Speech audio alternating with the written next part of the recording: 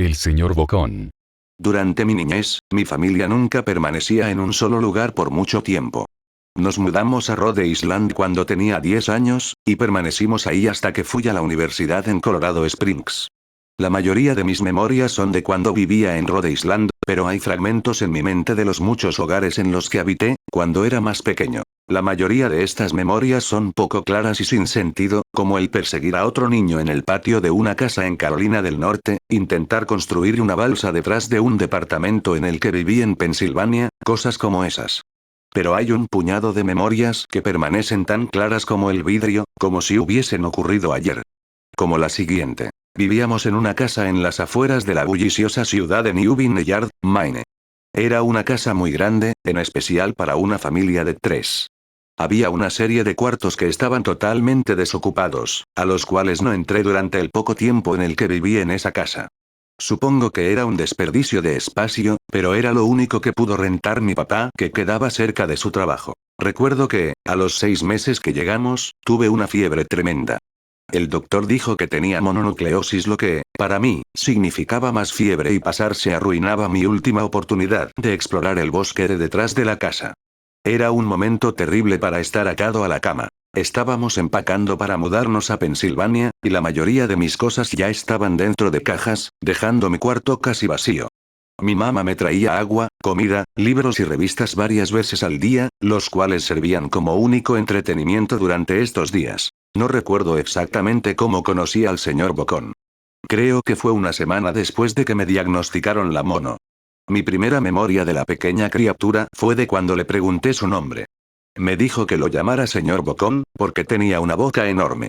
De hecho, ahora que lo pienso, todo en su cara era enorme en comparación a su cuerpo, su cabeza, sus ojos, sus arrugadas orejas. Pero su boca, sin duda, era lo más grande. ¿Te pareces a un Furby?, le dije mientras miraba uno de mis libros. El señor Bocón se detuvo y me miró extrañado. ¿Furby? ¿Qué es un Furby?, me preguntó. Tú sabes, el juguete peludo con orejas enormes, lo puedes acariciar y alimentar, casi como una mascota real o... Tú no necesitas uno de esos. No es lo mismo que tener un amigo real. Recuerdo que el señor Bocón se desaparecía cada vez que mi mamá iba a mi cuarto a revisarme. Se ocultaba bajo mi cama y me decía, no quiero que tus papás me vean, tengo miedo de que ya no nos dejen jugar juntos. No hicimos mucho durante los primeros días. El señor Bocón solo veía mis libros, fascinado con las imágenes e historias. Por ahí de la tercera o cuarta noche desde que lo conocí, me despertó con una gran sonrisa en su rostro. Vamos a jugar un nuevo juego, me dijo. Pero tenemos que esperar hasta después de que tu mamá venga, porque es un juego secreto. Después de que mi mamá me trajera mi medicamento nocturno, a la hora de siempre, el señor Bocón se deslizó desde debajo de la cama y tomó mi mano. Tenemos que ir al cuarto que está al final del pasillo, me dijo. Me negué al principio, pero el señor Bocón insistió hasta que cedí. El cuarto en cuestión no tenía ni muebles ni tapiz. Lo único que lo distinguía era una ventana del lado opuesto a la puerta. El señor Bocón corrió a través del cuarto, y le dio un firme empujón a la ventana, dejándola un poco abierta. Entonces, él me insistió en que mirara hacia el piso de afuera. Aunque estábamos en el segundo piso de la casa, la caída era más alta debido a que estábamos en una colina.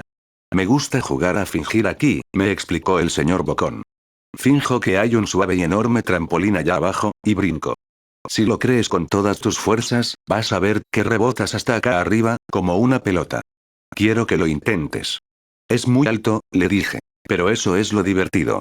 No sería tan divertido si fuera una caída corta. De ser así, mejor si rebotaras en un trampolín real. Recuerdo haber jugado con la idea. Dejarme caer en el fresco aire, y rebotar en algo que mis ojos no podían ver. Pero lo realista en mí prevaleció. Quizás en otra ocasión, le dije. No sé si tenga tanta imaginación. Podría lastimarme. La cara del señor Bocón se contorsionó con un gruñido, pero solo por un momento. Decepcionado, se metió debajo de mi cama, donde estuvo quieto el resto de la noche. La mañana siguiente, el señor Bocón llegó con una pequeña caja.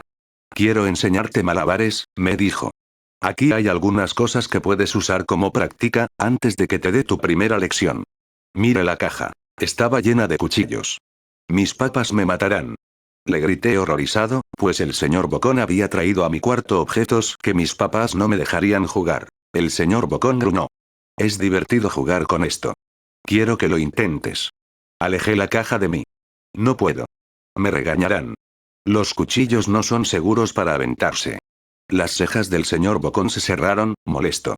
Tomó la caja con los cuchillos, y se metió debajo de la cama, otra vez, durante todo el día. Me empezaba a preguntar qué tan seguido se la pasaba debajo de mí. Desde ese entonces, empecé a tener problemas para dormir. El señor Bocón me despertaba en la noche diciéndome que había puesto un trampolín real debajo la ventana, uno enorme que no podía ver en la oscuridad.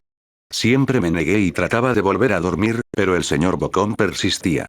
Algunas veces, se quedaba a mi lado hasta el amanecer, animándome a saltar. Ya no era tan divertido jugar con él. Una mañana, mi mamá fue hacia mi cuarto, y me dijo que tenía permiso de ir a caminar afuera. Pensaba que el aire fresco sería bueno para mí, especialmente después de estar confinado a mi cuarto por tanto tiempo. Con emoción, corrí hacia el patio, esperando poder sentir el sol en mi cara. El señor Bocón me estaba esperando. «Hay algo que quiero que veas», me dijo. Debí darle una mirada fea, porque entonces me dijo: «Es seguro, no pasa nada, te lo prometo». Lo seguí hasta un viejo camino que corría a través de los bosques detrás de mi casa. «Este es un camino importante», me explicó. «Tengo muchísimos amiguitos de tu edad. Cuando estuvieron listos, los llevé por este camino. A un lugar especial. Todavía no estás listo, pero algún día, espero, lo estarás».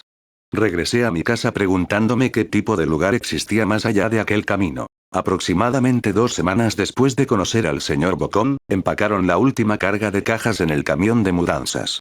Me fui adelante con mi papá, en un largo recorrido hacia Pensilvania. Había considerado en decirle al señor Bocón que me iba, pero aún teniendo 8 años, sospechaba mucho de las intenciones de la criatura, a pesar de lo que me decía. Fue por esta razón que decidí no mencionar nada de mi mudanza. Eran las 4 am cuando mi papá y yo estábamos en el camión. Mi papá esperaba llegar a Pensilvania para la hora de la comida al día siguiente, con ayuda de una larga dotación de café y bebidas energéticas. Recuerdo que se parecía más a un tipo que estaba a punto de correr una maratón, que un tipo que se la pasaría sentado por un par de días. «Muy temprano para ti, ¿verdad?», afirmé con la cabeza, mientras la ponía en la ventana, esperando dormir un poco antes de que saliera el sol. Sentí la mano de mi papá en mi hombro. «Esta será la última mudanza, lo prometo. Sé que es difícil para ti, especialmente estando con esa enfermedad. Una vez que obtenga mi promoción, podremos quedarnos en un solo lugar, y entonces podrás hacer amigos». Cuando el camión comenzó a moverse, vi la silueta del señor Bocón en la ventana de mi cuarto. Parado, inmóvil, se despidió lastimosamente con su mano. No me despedí. Años después, regresé a New Vineyard. El terreno donde se encontraba mi casa estaba vacío, a excepción de los cimientos. Resulta que la casa se quemó algunos años después de que yo y mi familia nos fuimos. Por curiosidad, busqué el camino que el señor Bocón me enseñó, y al encontrarlo, decidí seguirlo. Una parte de mí esperaba que el señor Bocón saltara sobre mí de repente, y me espantara dándome un infarto, pero tenía la sensación de que el señor Bocón ya no se encontraba en ese lugar, como si de alguna manera él estuviese atado a la casa que ya no existe. El camino llevaba a uno de los cementerios de New Vineyard. Al ver muchas de las tumbas, pude darme cuenta que la mayoría pertenecía a niños no mayores de 9 años.